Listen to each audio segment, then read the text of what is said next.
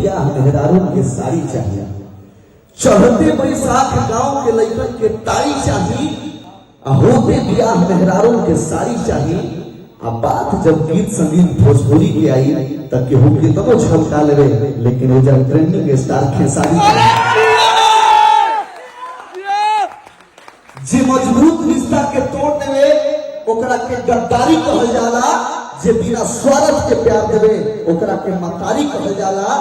जे मजबूत रिश्ता के तोड़ देवे ओकरा के गद्दारी कहल जाला, जे बिना स्वार्थ के प्यार देवे ओकरा के मतारी कहल जाला। अब बात फिल्म के होके चाहे गाना के, जे भोजपुरी में इतिहास रचले बा ओकरे के भैया खेसारी कहल जाला।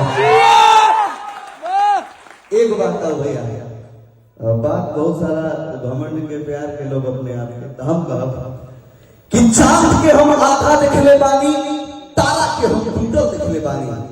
चांद के हम आधा देखले बानी, तारा के हम टूटल देखले बानी। तू जरब दिया के बात करता रह तो जरब दिया के हम बूतल देखले बानी। अपने आप पे इतना घमंड ठीक नहीं थे, जिंदा आदमी के हम सूतल देखले बानी। बहुत बहुत धन्यवाद और भैया से ढेर सारा आशीर्वाद।